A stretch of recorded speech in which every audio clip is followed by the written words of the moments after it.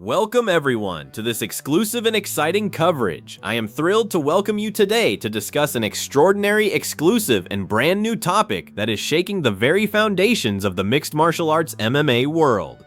Today, we will dive deep into the details of a historic night that witnessed a radical shift in the balance of power, a hidden yet overt clash between the digital streaming giant Netflix and the UFC and its CEO, Dana White.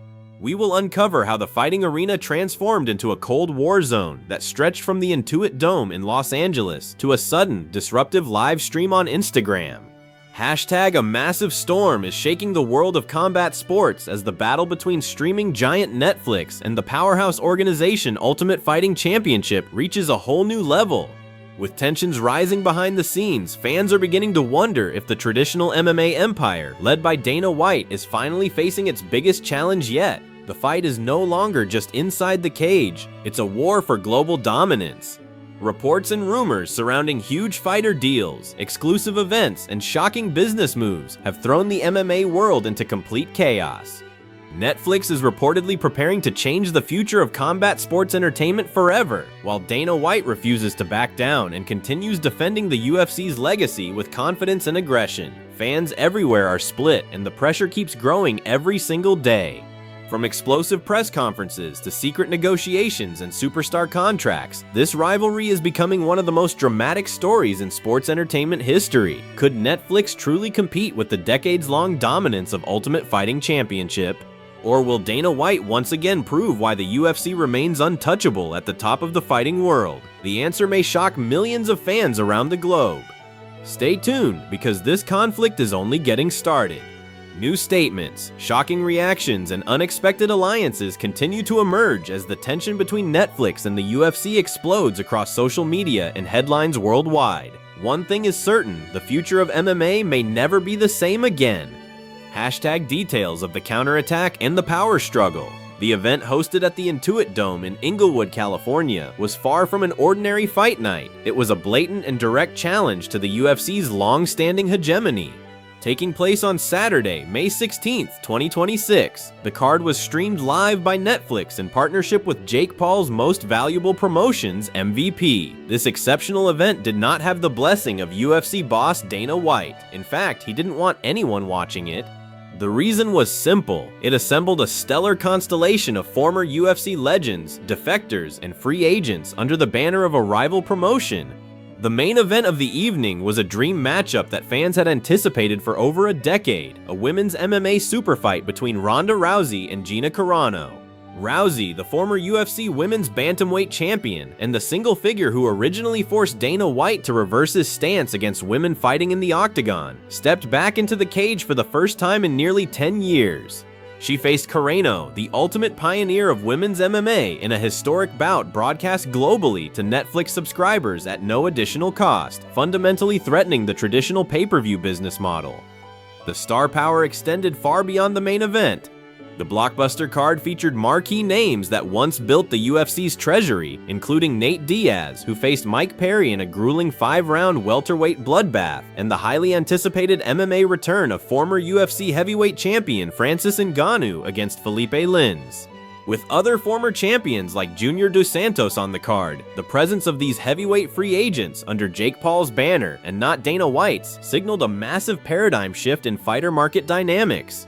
While the excitement was peaking behind the scenes on Netflix, Dana White was orchestrating a retaliation that many are calling the pettiest and most strategically calculated countermove in combat sports history. At the precise moment Francis Ngannou began his walkout to the cage, White went live on Instagram to drop the biggest UFC announcement in recent memory, confirming that the sport's biggest cash cow, Conor McGregor, will return to action on July 11th at the T-Mobile Arena in Las Vegas for a rematch against Max Holloway at UFC 329.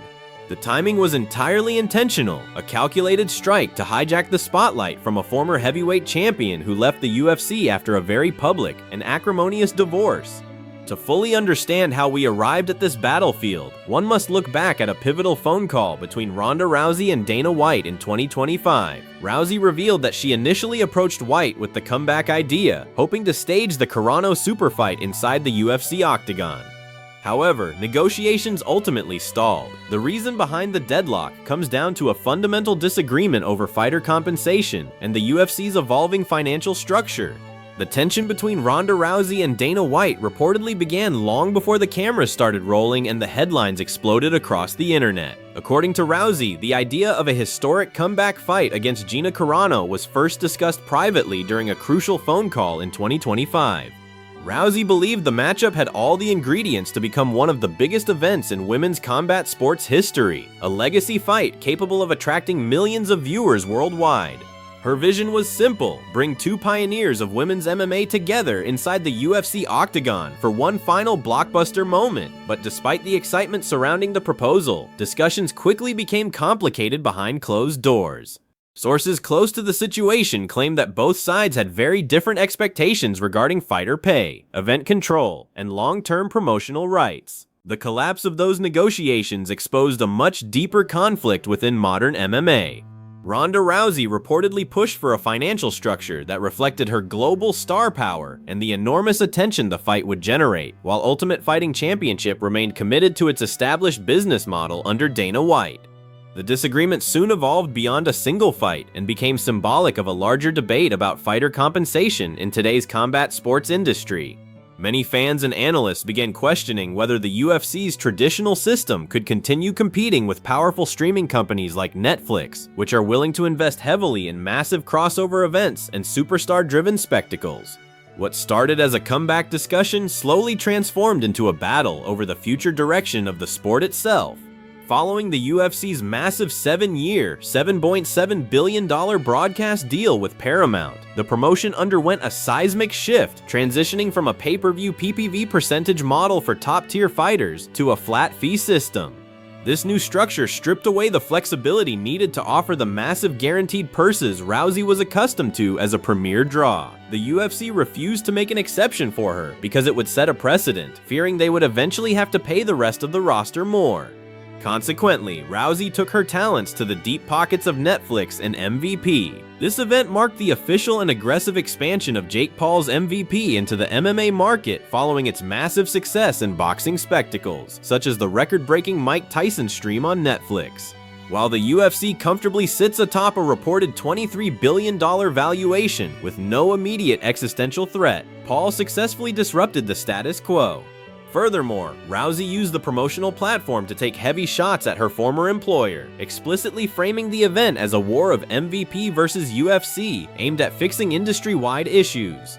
In a move that sent shockwaves through the MMA community and directly highlighted the sore spot of fighter pay, MVP instituted a minimum fighter purse of $40,000 for the event, far exceeding what the UFC typically pays entry-level fighters on their first contract. While White tried to publicly dismiss the promotion as a non-threat, prominent UFC insider Chael Sonnen noted that the true headline of the night was not just the Rousey-Carano fight, but the reality that Jake Paul and Netflix had successfully breached the MMA market. On the athletic front, the night delivered spectacular action that silenced vocal skeptics. The preliminary card set an aggressive tone with Jason Jackson scoring a devastating 22-second knockout and Saladin Parnasse earning a dominant TKO victory. In the heavyweight division, former champion Junior Dos Santos suffered a brutal first-round knockout loss to karate combat crossover Rolis Despain.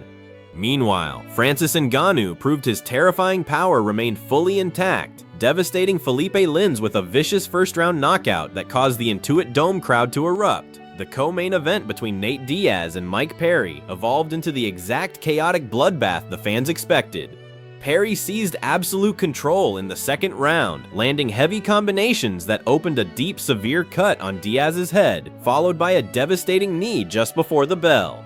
During the intermission, Team Diaz made the executive decision to throw in the towel, awarding Perry a resounding TKO victory and likely marking the definitive end of Diaz's tenure as a relevant elite competitor in mixed martial arts. Then came the grand finale, a historical moment that ended in the blink of an eye. Ronda Rousey needed a mere 17 seconds to force Gina Carano to submit to her signature armbar.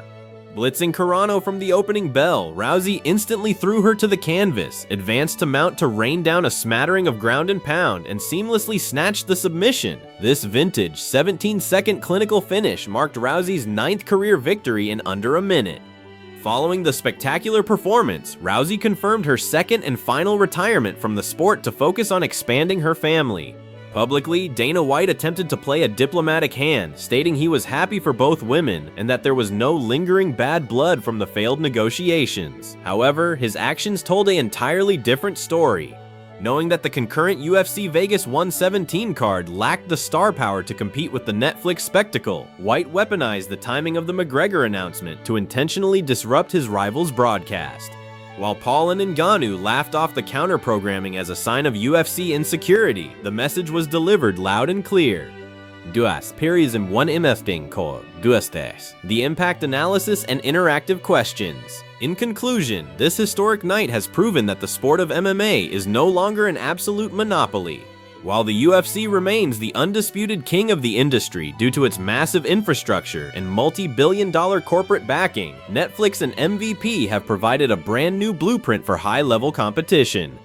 This strategy relies not on building an extensive roster of ranked contenders, but on raw star power, compelling storytelling, and the unparalleled global reach of a platform with 325 million active subscribers.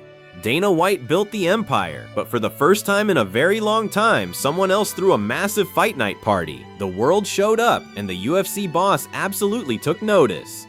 Do you think Netflix and MVP can realistically break the UFC's monopoly on MMA in the long run? Or was this event just a temporary spectacle driven by retired legends? Ad, how do you view Dana White's counter-programming tactic? Was it a brilliant promotional masterstroke or a desperate sign of insecurity?